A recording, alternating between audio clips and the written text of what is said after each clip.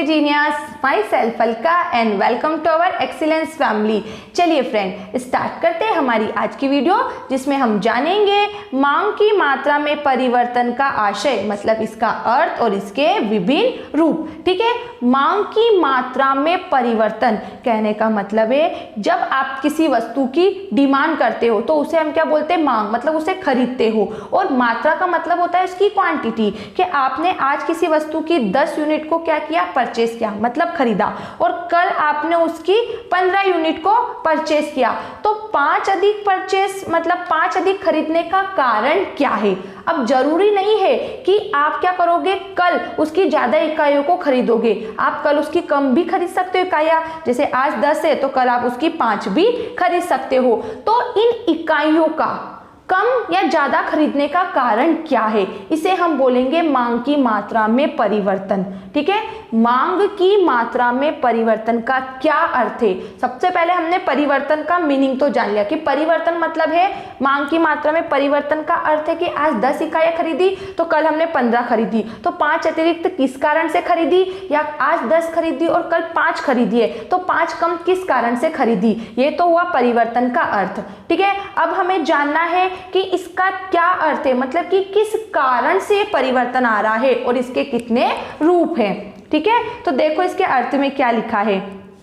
लिखा है जब किसी वस्तु की कीमत में परिवर्तन होने पर मांग में परिवर्तन हो जाता है, वस्तु की मांग मात्रा में परिवर्तन हो जाता है तो इसे मांग की मात्रा में परिवर्तन कहा जाता है।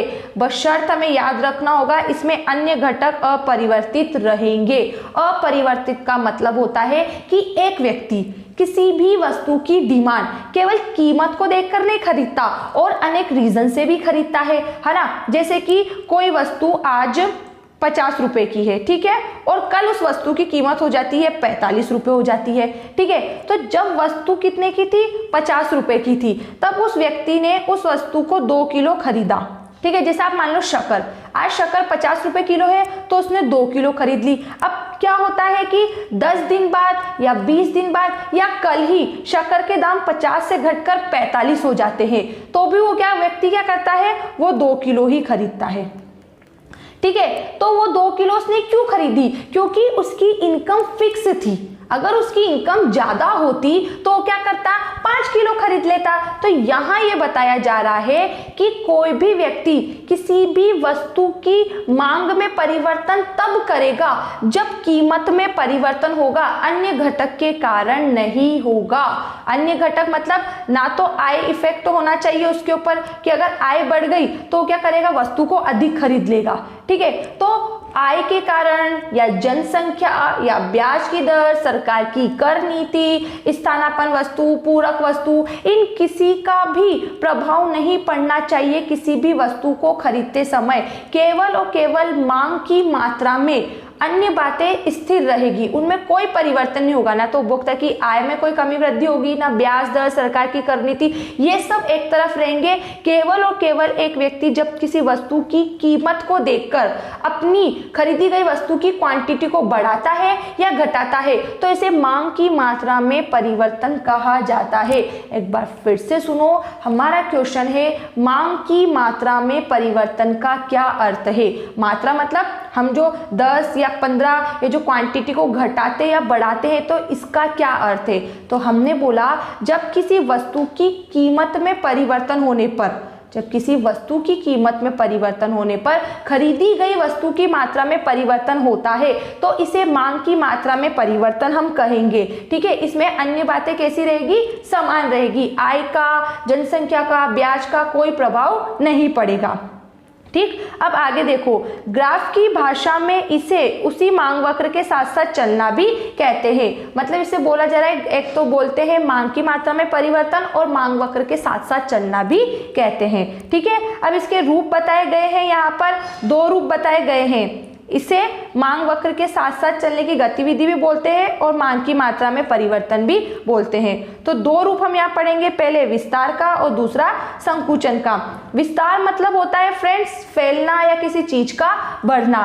तो मांग की मात्रा में परिवर्तन बड़े पैमाने पर कब होगा, मांग किसी वस्तु की ज्यादा कब की जाएगी। जैसे आज आप 50 कर रहे थे तो कल आपने उसकी 100 मांग कर ली, तो इसका कारण क्या है। और संकुचन का मतलब होता है किसी चीज की कम डिमांड करना। आप किसी वस्तु की 50 इकाई को खरीद रहे हो और कल आप डायरेक्टली उसकी 10 इकाइयों को खरीदते हो, तो ये दोनों कंडीशन हमें पढ़नी है। मांग की मात्रा में परिवर्तन के दो रूप हैं। मांग की मात्रा में परिवर्तन दो कारणों से होता है।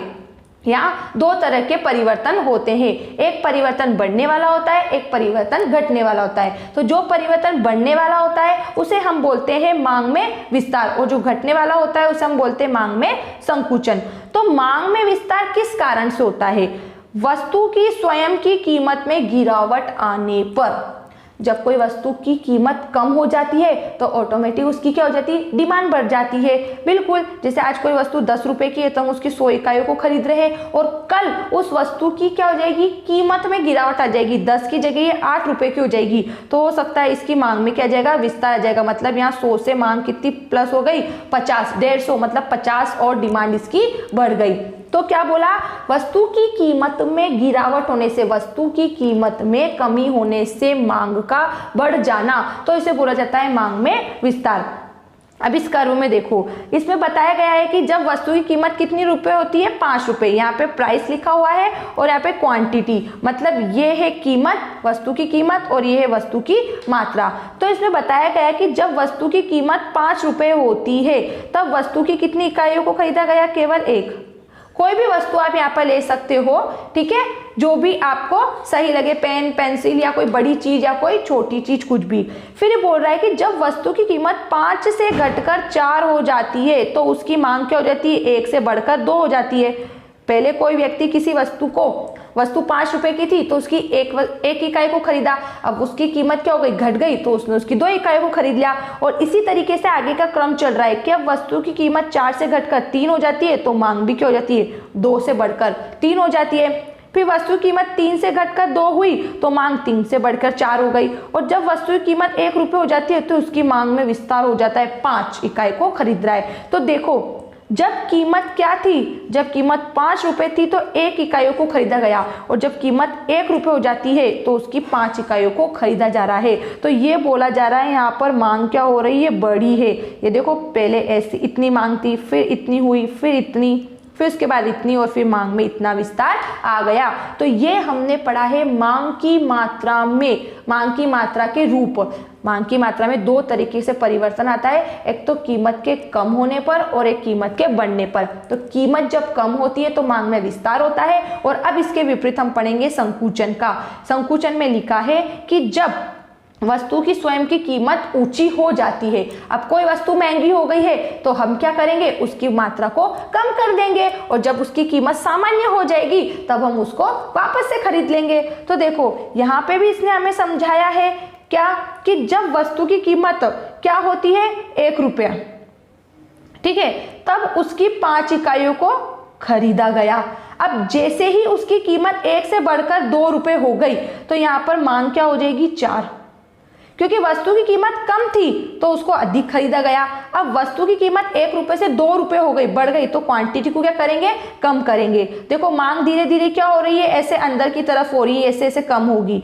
फिर कीमत 3 रुपए हो जाती है 2 से बढ़कर, तो मांग भी क्या हो जाएगी, 3, 4 से घटकर 3। फिर कीमत 4 रुपए होती है तो मांग कित पे आ जाती है, 2 पे। और अब कीमत 5 रुपए हो गई तो उसकी केवल 1 इकाइयों को खरीदा गया। तो देखो, जब कीमत कितनी होती है, 1 रुपए होती है, तब उसकी 5 यूनिट को खरीदा गया, और कीमत 1 से बढ़कर 5 हो जाती है तो उसकी मांग क्या हो जाती है, 5 से घटकर 1 हो जाती है। तो ये होता है वस्तु की या मांग मात्रा में परिवर्तन के रूप। तो आया समझ में, मांग की मात्रा में परिवर्तन किस कारण से आता है, मांग की मात्रा में परिवर्तन वस्तु की कीमत में परिवर्तन से आएगा, और अन्य घटक इसमें कैसे रहेंगे, स्थिर रहेंगे। और इसके कितने रूप है, 2, विस्तार और संकुचन। विस्तार, मांग कब बढ़ेगी, जब कीमत घट जाएगी, और मांग कब घटेगी, जब कीमत बढ़ जाएगी। तो इन दोनों बातों को हमने कर्व से भी समझा। अब अगर आपको फिर भी किसी बात को लेकर कोई डाउट होता है तो उस डाउट को कमेंट्स बॉक्स में लिखकर दूर करना है। ठीक है friends, thanks for watching this video, bye bye.